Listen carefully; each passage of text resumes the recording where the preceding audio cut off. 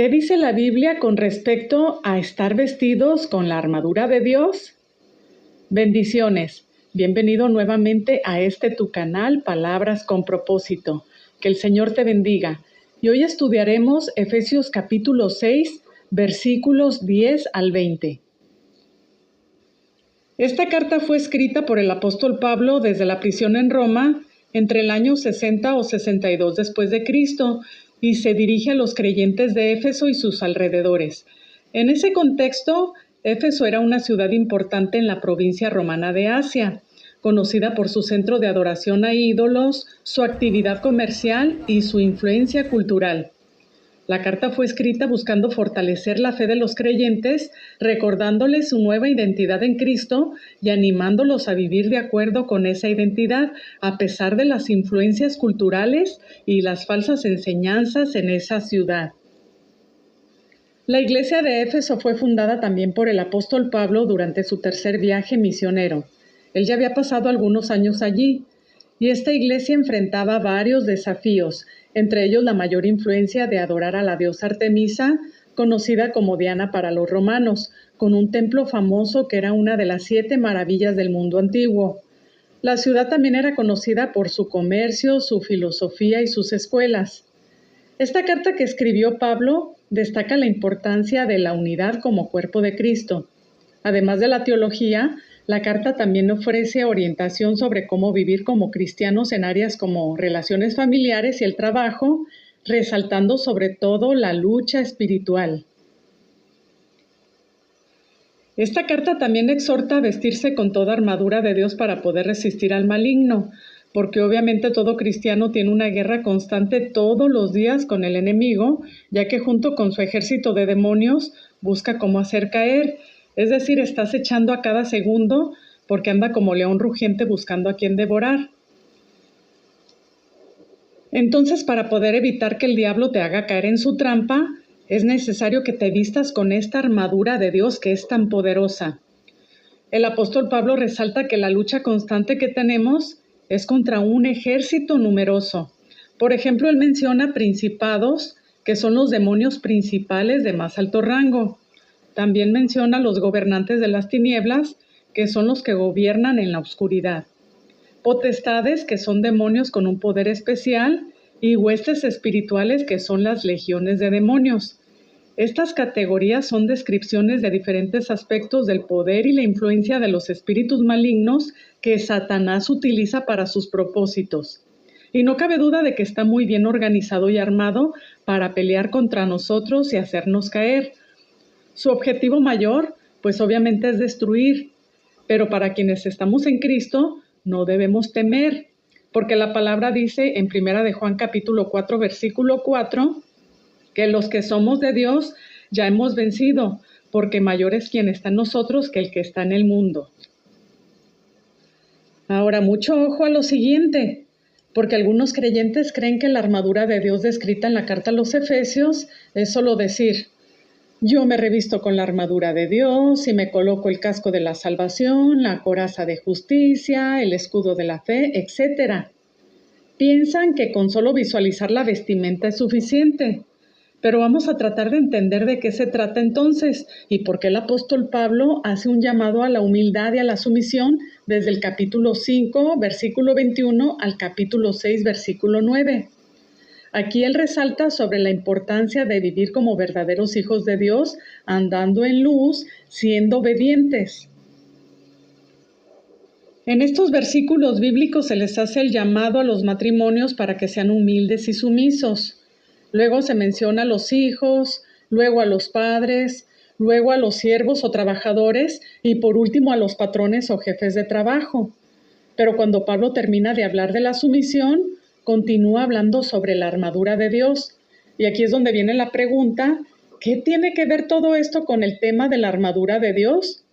Pues ahora mismo vamos a leer y a descubrir en qué consiste poder vestirse con esta armadura tan poderosa y eficaz. Sométanse unos a otros por reverencia a Cristo. Esposas, sométanse a sus propios esposos como al Señor, porque el esposo es cabeza de su esposa, así como Cristo es cabeza y salvador de la iglesia, la cual es su cuerpo. Así como la iglesia se somete a Cristo, también las esposas deben someterse a sus esposos en todo.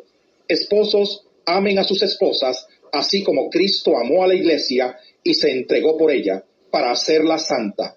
Él la purificó, lavándola con agua mediante la palabra, para presentársela a sí mismo como una iglesia radiante, sin mancha ni arruga, ni ninguna otra imperfección, sino santa e intachable. Asimismo, el esposo debe amar a su esposa como a su propio cuerpo. El que ama a su esposa se ama a sí mismo, pues nadie ha odiado jamás a su propio cuerpo. Al contrario, lo alimenta y lo cuida, así como Cristo hace con la iglesia, porque somos miembros de su cuerpo. Por eso dejará el hombre a su padre y a su madre, y se unirá a su esposa, y los dos llegarán a ser un solo cuerpo. Esto es un misterio profundo. Yo me refiero a Cristo y a la iglesia. En todo caso, cada uno de ustedes ame también a su esposa como a sí mismo, y que la esposa respete a su esposo. Hijos, obedezcan en el Señor a sus padres, porque esto es justo. Honra a tu padre y a tu madre, que es el primer mandamiento con promesa, para que te vaya bien y disfrutes de una larga vida en la tierra. Y ustedes, padres, no hagan enojar a sus hijos, sino críenlos según la disciplina e instrucción del Señor. Esclavos, obedezcan a sus amos terrenales con respeto y temor, y con integridad de corazón como a Cristo. No lo hagan solo cuando los estén mirando, como los que quieren ganarse el favor humano, sino como esclavos de Cristo, haciendo de todo corazón la voluntad de Dios. Sirvan de buena gana como quien sirve al Señor y no a los hombres, sabiendo que el Señor recompensará a cada uno por el bien que haya hecho, sea esclavo o sea libre. Y ustedes, amos, correspondan a esta actitud de sus esclavos, dejando de amenazarlos. Recuerden que tanto ellos como ustedes tienen un mismo amo en el cielo, y que con él no hay favoritismos. Por último, fortalézcanse con el gran poder del Señor. Pónganse toda la armadura de Dios para que puedan hacer frente a las artimañas del diablo. Porque nuestra lucha no es contra seres humanos, sino contra poderes, contra autoridades, contra potestades que dominan este mundo de tinieblas, contra fuerzas espirituales malignas en las regiones celestiales. Por lo tanto, pónganse toda la armadura de Dios, para que cuando llegue el día malo puedan resistir hasta el fin con firmeza. Manténganse firmes, ceñidos con el cinturón de la verdad, protegidos por la coraza de justicia, y calzados con la disposición de proclamar el Evangelio de la paz. Además de todo esto, tomen el escudo de la fe, con el cual pueden apagar todas las flechas encendidas del maligno. Tomen el casco de la salvación y la espada del Espíritu, que es la palabra de Dios. Oren en el Espíritu en todo momento, con peticiones y ruegos. Manténganse alerta y perseveren en oración por todos los santos. Cuando el apóstol Pablo terminó de amonestar a llevar una vida recta, si te diste cuenta, dice esta palabra, por lo demás. Con eso les estaba diciendo que en conclusión de todo lo que les acababa de decir sobre la sumisión entre matrimonios, entre hijos y padres, entre trabajador y patrón, haciendo lo que les había dicho, se fortalecían en Dios y en el poder de su fuerza. También dice que de esa manera una persona que quiere agradar a Dios vive para Él y se sujeta a lo que la palabra de Dios enseña. Así de esa manera se reviste con la armadura espiritualmente hablando, porque no tenemos lucha contra alguien de carne y hueso, sino contra todos esos malos espíritus que se levantan en contra nuestra. Así que quien no se sujeta a Dios y a su palabra mediante lo que la Biblia nos enseña, entonces esa persona es presa fácil del maligno. Podemos entender que revestirse con la armadura de Dios entonces no es una oración mágica, sino es una vida de sumisión y obediencia a Dios por medio de su palabra. Debemos estar conscientes también de que el diablo no descansa. Por eso es necesario vivir en obediencia y someternos a Dios para que podamos resistir contra los ataques del enemigo. Santiago 4:7 dice: sométanse a Dios, resistan al diablo y de esa forma huirá de ustedes. Mira, cuando un creyente vive la palabra de Dios y lleva una vida de consagración a Él, eso lo hace estar revestido con la armadura que el apóstol Pablo describió estando preso en Roma. ¿Y por qué se le ocurrió dar esa descripción?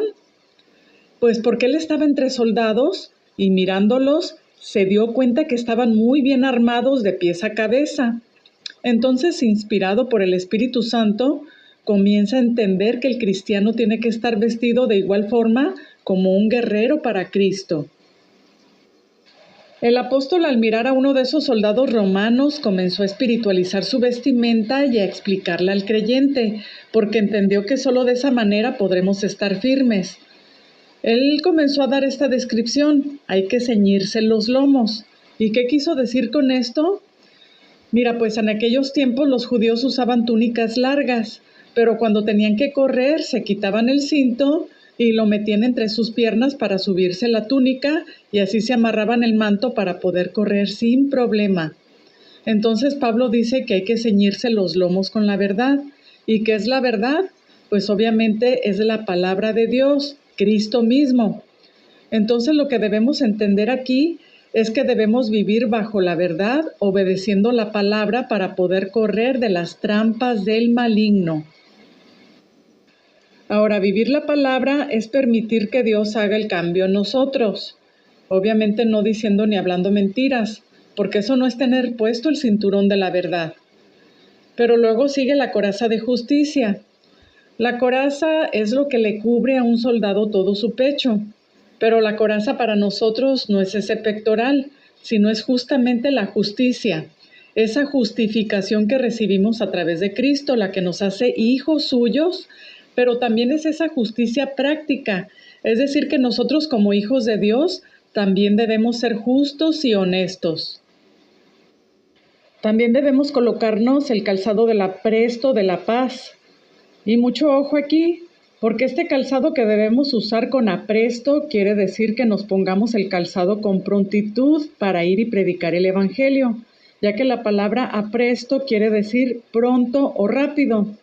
Entonces debemos predicar el Evangelio de la paz con urgencia, no quedarnos callados porque hay mucha gente que necesita escuchar que hay esperanza en Cristo. Y la verdad es que muchos todos los días mueren sin Cristo y sin salvación. Así que tú no te avergüences de hablar del Evangelio y no te desanimes si algunos te rechazan. Tú haz tu trabajo y cumple tu tarea encomendada en Marcos 16:15, que dice: vayan y prediquen el Evangelio. Sigamos ahora con el escudo de la fe. El escudo obviamente sabemos que es para protegerse contra los ataques literalmente hablando, pero para el creyente la fe espiritualmente es ese escudo. Así que no debes dudar porque la fe es la base de todo. No dudes del poder de Dios, no dudes de que Dios está contigo y de que Él es ese escudo que te protege porque Él no desampara a sus hijos. Entonces deja de estar divagando, no dejes que la duda derribe tu fe y créele a Dios que aunque nos pasen cosas que no entendemos y sean dolorosas, todas esas cosas que nos suceden obran para bien para los que aman a Dios. Eso lo dice en Romanos 8:28. El escudo de la fe también nos ayuda a apagar los dardos del enemigo. Y esto es cuando el diablo dice al oído: no lo vas a lograr. Entonces debemos rechazar ese pensamiento y decir: claro que lo voy a lograr. Filipenses 4:13 dice: todo lo puedo en Cristo que me fortalece. Otro dardo es cuando dice: no lo vas a alcanzar. Debemos contestar: sí, porque yo soy cabeza y no cola. Deuteronomio 28:13. Y soy más que vencedor por medio de aquel que me amó. Romanos 8:37. Entonces, al soltar la palabra poderosa de Dios por nuestra boca que sale desde adentro de nuestro corazón, las mentiras de Satanás caen al suelo porque estamos creyéndole a un Dios vivo y no a un diablo muerto. Prosigamos ahora con el yelmo de salvación. Yelmo es el casco. El casco de salvación espiritual protege nuestras mentes y no debemos dudar ni un solo segundo de que ya hemos sido salvos una vez que le hayamos abierto la puerta de nuestro corazón a nuestro Señor Jesucristo y le hayamos confesado con nuestra boca como nuestro único y suficiente Salvador. No dudes entonces a dónde irías si mueres hoy, porque Jesús es el camino, la verdad y la vida, y Él nos abrió camino al cielo a todos los que le hemos recibido. También es importante tomar la espada en nuestra mano, que simboliza la palabra poderosa de Dios. Porque mira, con la fe, que es el escudo, te proteges, y con el yelmo no permites que el diablo manipule tu mente, pero con la espada peleas. No olvides que Jesús fue tentado en el desierto. Mateo capítulo 4 lo dice. Y cada vez que el diablo lo tentaba, Jesús decía, escrito está. De esa manera resistió las tentaciones y el diablo huyó. Entonces usa la espada del Espíritu, memoriza la palabra de Dios y atesórala en tu corazón. Recuerda que la oración es básica para recibir poder de lo alto. No pierdas tu comunión con Dios todos los días para que estés lo suficientemente fuerte y puedas derrotar al enemigo. En conclusión, entendemos pues que la armadura de Dios no es solamente decir una oración, porque para poder estar vestido necesitamos vivir la palabra, cumplirla y obedecerla. Y bien, pues hasta aquí voy a concluir con este estudio, que espero como siempre haya sido entendible y de bendición. Que Dios te bendiga y hasta la próxima, Dios mediante.